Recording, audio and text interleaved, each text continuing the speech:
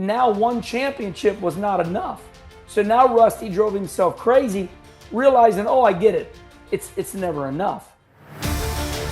Hi, this is Brad Henry. On the podcast, we have stories about the underdog. I've had a lot of victory, but more tragedy in my life has made me very compassionate and perceptive on those who struggle, but those who are not willing to give up. And these stories will hopefully inspire you to become more and be more in life, to give you hope, to know that victory can be right around the corner. And hopefully today's story will be that one to put you in a great mindset to know that everything in life is attainable with persistence and hope. So thank you for listening today, and I think you will really enjoy our channel.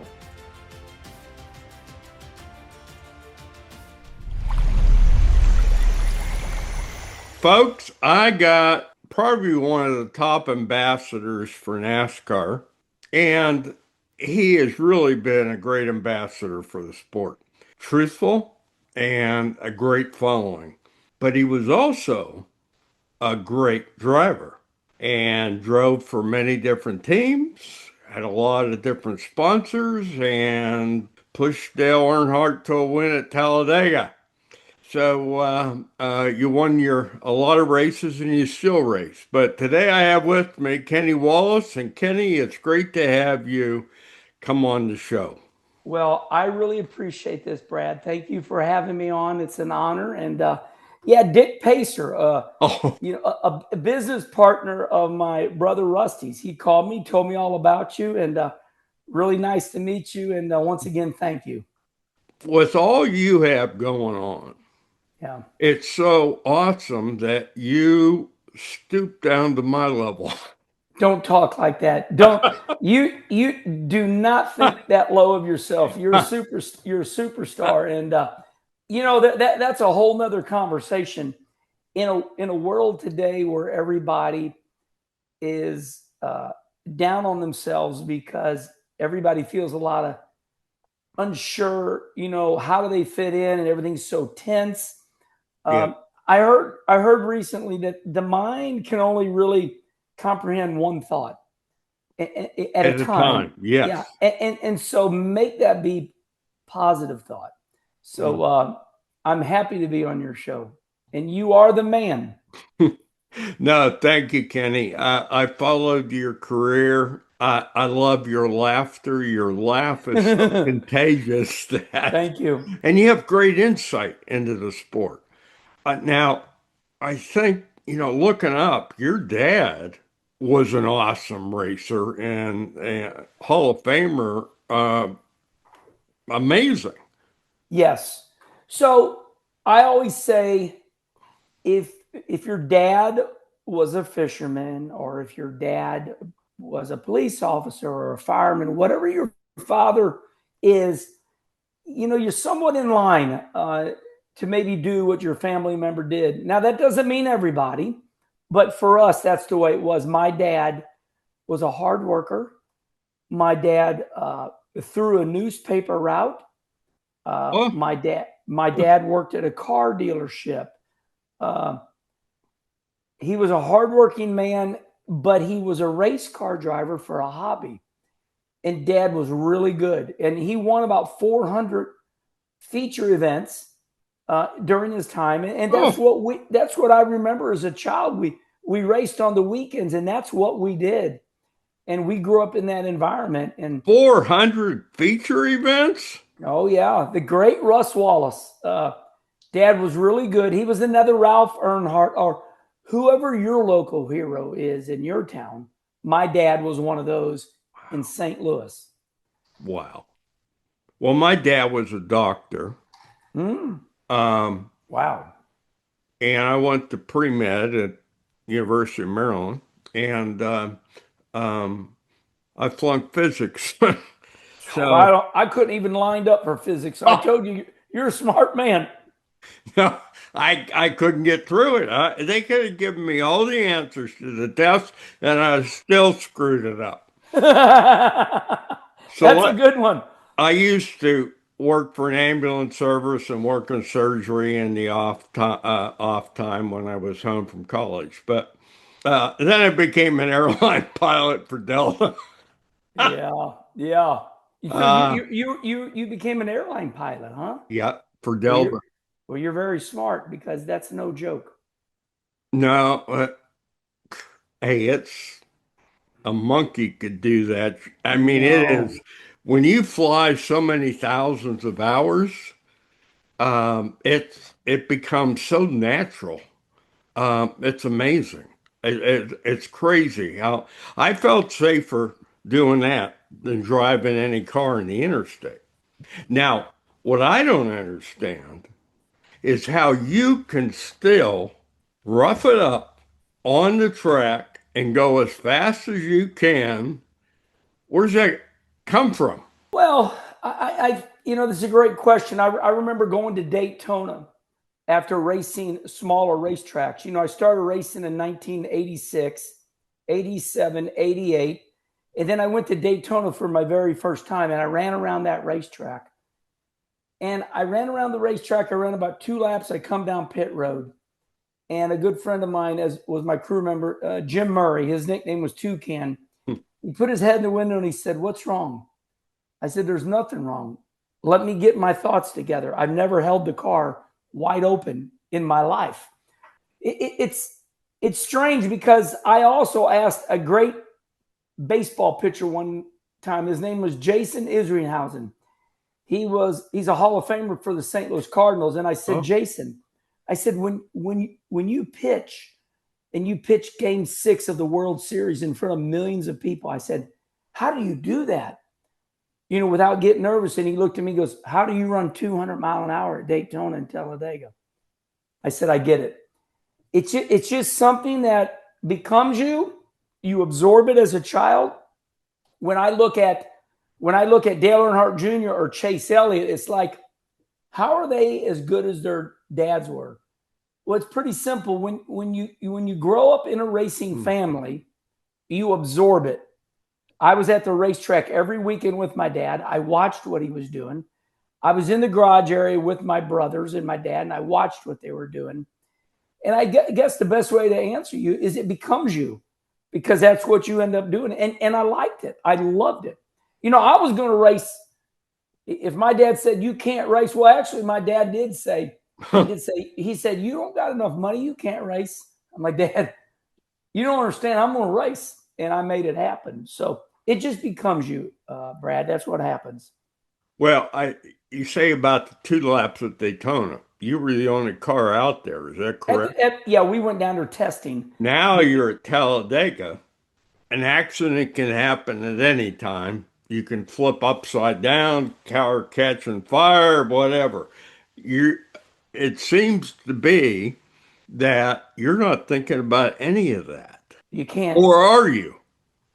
Well, if you get into the race car and you go, "Oh, I might wreck," then you shouldn't be in a race car because your natural skills cannot take over. It's like Like a a pit. pilot. Yeah. Yeah, you can't get in that race car going, "Oh."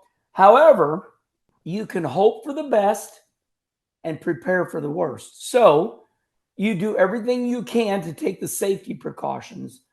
And you don't want to wreck. But if you do wreck, you've done everything you got a safe seat, you got good seat belts, you got a good helmet, you hook everything up properly. Because there's an old saying by the great race car driver that taught me a lot, Dick Trickle. Oh, He said, "You must first finish to finish first." So ah, nobody wants to wreck. Nobody wants to wreck because you want to win. You want to give yourself an opportunity to do as good as you can. So yeah, you just use your natural ability. And I mean, like at Talladega, Talladega is a complete different scenario. It's like, okay, how are we going to run this race? And I always ran Talladega. My objective was to get to the end so I could race. That is a different environment. That is not normal racing. Because if anybody makes a small mistake, you're going so fast, you just can't turn. If you turn, hell, you spin out because you're running 200 mile an hour. You can turn if you're running 80, 90, and even at that, it's hard. So I always treated Talladega just a little differently. And 50 laps ago, I'd say, tell me when there's 20 to go. And then I would start taking risks because now it's time to get up there, and just staying up front is hard. If you had a fast race car, you could stay up front, but you had to have a fast race car. And my cars were never fast enough to just stay up there. So I had to time it and get a little aggressive at the end. Now, I remember when I first got in the sport in our licensing company, you had Square D as a purple Yeah. paint scheme. Was that the sponsor? Yeah. Square D was a great company. That was, and I think that you have such a interesting perspective on the sport because you had to fight for sponsorship. You were with different teams trying to get a seat to ride. I mean, that's the love of the sport. So in my day, you got hired to drive the race car because of your ability. And I was a good talent when I first started racing. And then when I made it to the NASCAR Cup Series, so I ran ASA, then I ran the Busch Series, and in the Busch Series I won 9 races, and I was still good enough. And then when you got to the Cup Series, that's where the best meet.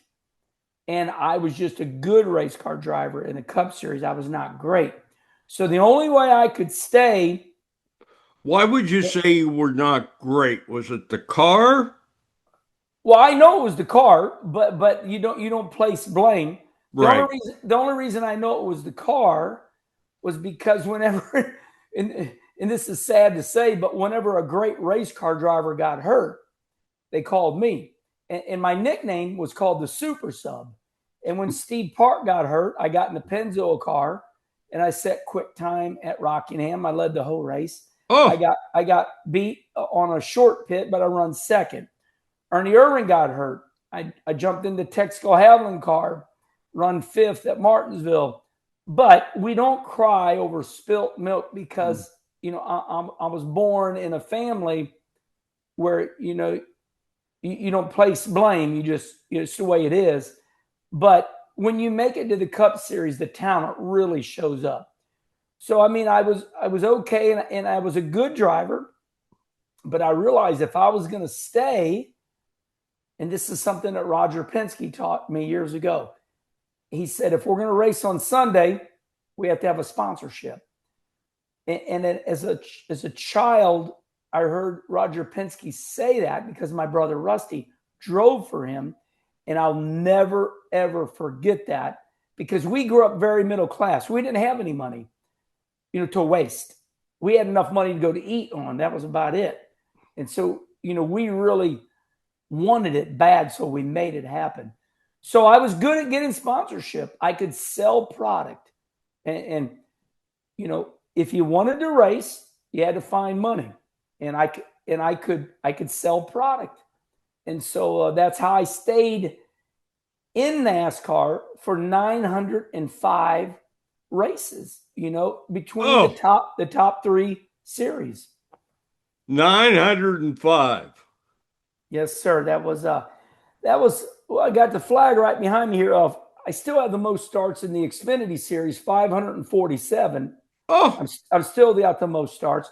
Then like 340 something in Cup, and then 11 truck starts, and then there was a start. I think in the Canadian series, but anyway, like 905. So you have to do something to stay around the sport that long, and I attribute it to being good, but then being able to sell sponsorship. you're like a Tony Romo. Uh, a lot of people watch him on the TV, forget that he was an NFL quarterback. Good one. Good one. And same with you. I mean, you got a great following. You have great topics that you bring up. Where's the sport going? What's happening with this guy, that guy? Very honest and open. You couldn't ask those questions if you had not been through adversity yourself. Yes, I feel like. Well, we did. We did write a book. You can buy it at Coastal 181. It's called Inside Herman's World. And I think I've had a hell of a journey. My mama teases me. She says, Kenny, you're an old soul. This is the second time you've been born. And I've had people say that to me before. But yes, I've had a hell of a journey. And I think, you know, when I got ready to work for Fox out of Los Angeles, Ed Gorn, he was the president of Fox Sports. That's huge. And he called me up and he wanted me to join the original Fox team. And he said, you know, he says, I talked to Al Davis, who was the president of the Oakland Raiders. Yep. And he said he wanted Howie Long, you know, to come to work for NFL on Fox. And he said Al Davis was so mad at him because he wanted, you know, he was getting, you know, Howie Long to quit the NFL. And it was interesting because he was trying to tell me, look, you might have some years left, but you've been in the game. You've got a lot to say. Yeah. And if you want to run that Bush series on Saturday, you know, I'm sure we can work that out. And I couldn't do it. I couldn't do it at the time. So what I'm saying is Fox in the early days thought that I would be better talking about the sport. And there's just a couple athletes out there that are pretty good, like a Romo or now there's great athletes that were no good on TV, and they won Super Bowls, you know. But TV found me, and I didn't find it. But I've also been through so much hardship that I can tell you the hard part, you know. And I think that's kind of where I fit in. I've been, you know, I've been through a lot. I think that's where your humor comes into it because, you know, it sounds like your parents were very positive, but at the same time, man, adversity brings out, it takes away the wheat from the chaff, and you're left with, hey, I can only laugh about this. I laugh at so many of the failures. It's just, I'll make fun of myself. I don't care what people think. I love it because it makes people relax. When you first talk to me, I'm like, wow. But I'm so thankful that you're on today because I listen to you all the time on your podcasts and I get so much out of them because they're so real. Well, thank you. I was born like that. And I really, well, my mother tells me, you know, like I told you, that I'm part philosopher. I love life. I truly love it. And I truly, I will not allow myself to be miserable. And there are times that I get bummed out, but I talk to myself because to be truly happy, now you can find your like-minded people. Like I can find people that are like-minded to me. So like I could really talk to Dick Trickle because we were like-minded. But there's very few people that can make me happy. I make myself happy. I have a theory that if you rely on anybody to make you happy, you'll never find happiness. Yeah, you're right. No, you're right. Yeah. That's a great statement. Absolutely. So I study life. I study it. And then I look around and I'm very aware, you know, what's it take to be miserable? Well, it don't take a lot because being miserable is very easy. What does it take to be happy? A massive amount of work. And, such as? The brain is wired to be negative. Now, when you're born, you don't know any different. But when you grow up, it's like, oh, I got to go to work for a living. Oh, I don't want to work. Oh, I got to pay taxes. Right. I hate paying taxes. Right. And everywhere you go, oh, the line is too long. Oh, they need better service. And it's never, you know, it is never man. You know, this is incredible. Look at this waitress and waiter. I can't believe they're waiting on me like this. And they must have had a bad day, or it's always me, I want, So I really think that it's harder to be happy, and I love the challenge. I love the art of being happy. And listen, I know a lot of great race car drivers, and I could rattle their names off right now. They're miserable, and they are champions, and they are winners. Aaron Rodgers. I watched a special on Netflix, and he's different. There's no doubt Aaron Rodgers is different. He won a Super Bowl with the Green Bay Packers. And he said after he won the Super Bowl, his life was devastated because he thought when he would win the Super Bowl, there would be this euphoric Yeah. sensation, like he conquered the world. And he said when he won the Super Bowl, there was nothing, and it destroyed him. And my brother won't admit it, but my brother Rusty, he won the 1989 Winston Cup Championship, Rusty Wallace. Well, later on, he was told by NASCAR, and there's video of this. So what I'm saying has already been said by Rusty. Bill France Jr. said, "We know where Dale Earnhardt is. He's up here. He's always going to be up here." And Bill France told Rusty, "Jeff Gordon's up here." And he said, "Rusty Wallace, we don't know if you're here or here because you've only won one championship." Oh, That devastated Rusty because now one championship was not enough. So now Rusty drove himself crazy, realizing, oh, I get it. It's never enough. And so because of these life lessons, I'm an old soul. And I get it. So hell, I would have liked to have won some cup races, but I'm sure that if I had won two, it would have never been enough. Kenny Schrader and myself were like-minded. I was trying to think who is like-minded. Schrader. Kenny Schrader is like-minded. We understand everything because we've been through the same things. Even though Schrader's won a couple cup races, they don't count it. They just don't get it. They don't understand it. So unless you are a Jeff Gordon or a Dale Jr. or a Richard Petty, for some reason, no matter what, they kind of mix you all together. They forget about it all. And Rusty says something that I agree with. He says, "Herman, it's sad to say, but you got to remind people because they remember what they want to." So I just did a lot of talking, but and I could go on forever, but that's life. And no, I think people want to hear how to be positive in a negative world. It's never enough. No matter Oh, what you do, it's never enough.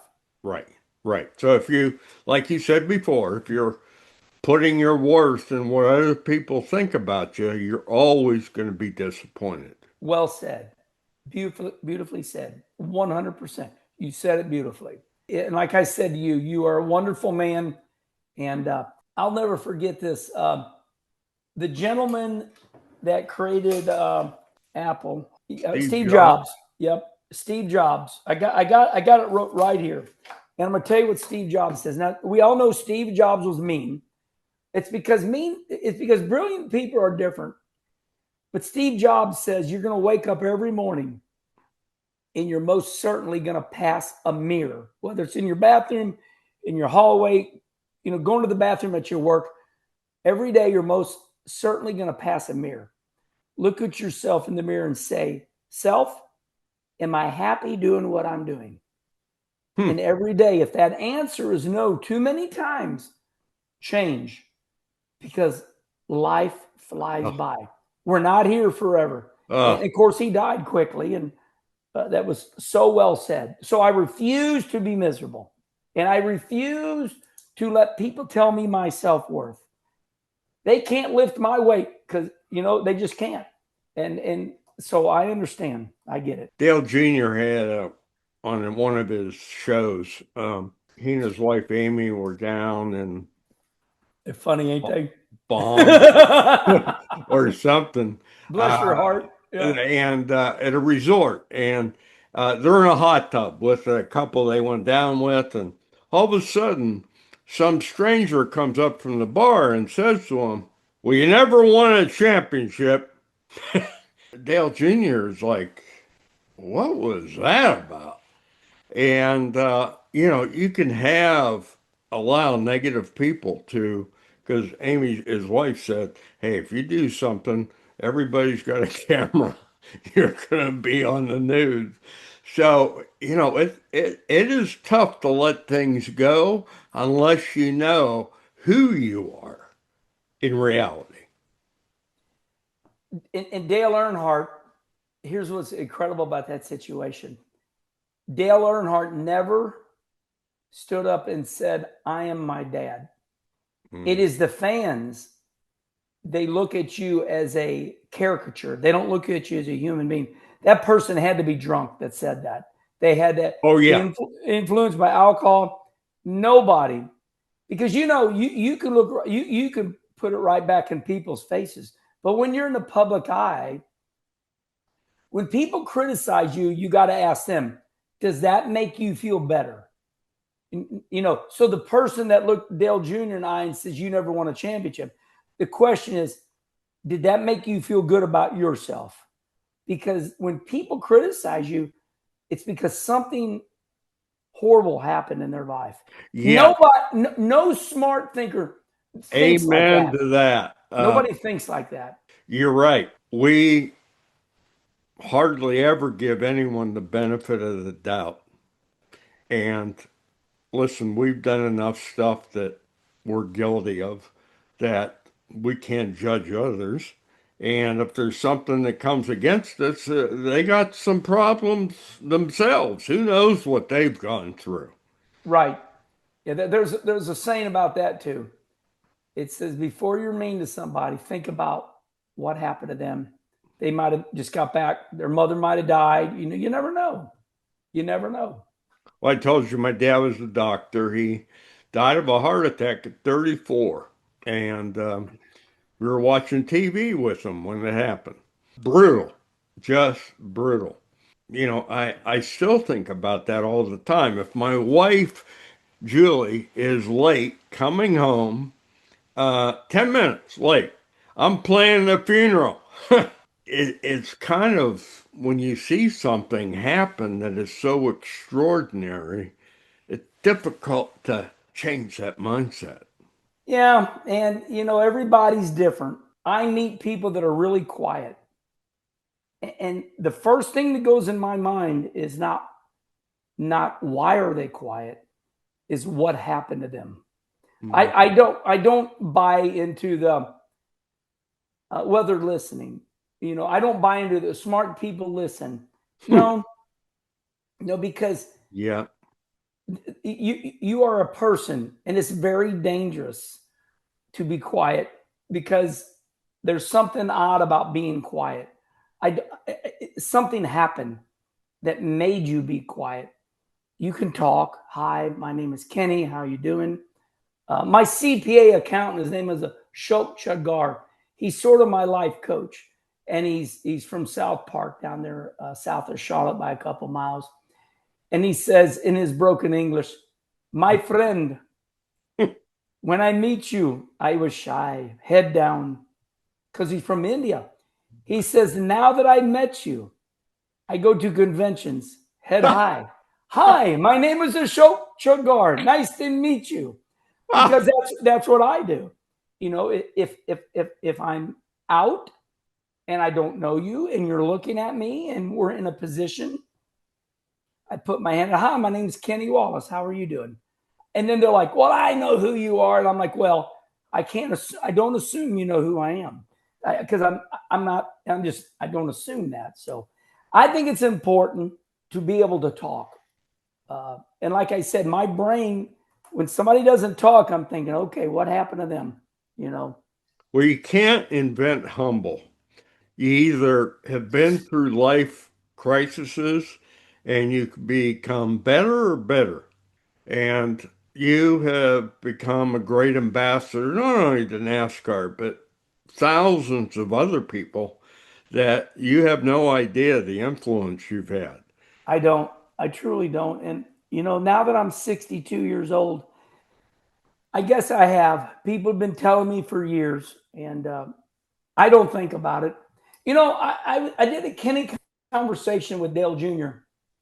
and I said to him, I said, Junior, I said, you are so popular that you are probably top 5. You hold the most weight in NASCAR. What does that feel like? His response was brilliant. He goes, I don't feel it. He says, actually, I always feel like I'm in trouble. Like if I say something wrong, I feel like, oh God, NASCAR's mad at me. I got to make up. How do I make it right? And that was an honest answer. So here we all think that our thought is, oh my God, Dale Jr. He's incredibly popular. You say the name and people, oh my God, Dale Jr. And you got to say to yourself, what did he do to make people think like that? He was the son of like John Wayne. I mean, like, Well, I he think was, that maybe comes from his dad being such a huge influence in his life and yes, and demanding. Uh, yes. I think maybe that's where that comes. That you don't want to disappoint anyone, and that's a tough thing to live up under. I would say that his father sending him to military school shaped him. You know, years ago, Dale Jr. would say, yes, sir, no, sir. I think we can learn. Well, your career has been extraordinary. You're giving back way more than you were given. And I know so many people appreciate your wisdom, your humor. Just keep on keeping on, my friend. Well, thank you. You're a very nice man, and I appreciate you. Thank you So for having me on your show. thank you, Kenny. Great to have you.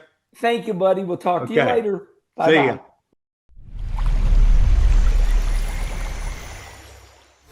Thank you for listening today. Quite a segment. Hope you got as much out of it as I did and that you learned something from adversity, not giving up, that there's always hope no matter what the circumstances. Please subscribe to our channel so you get all the latest updates and you can see all the past great stories of people who have overcome true adversity and hardships in life. I'm Brad Henry. Thank you for tuning in.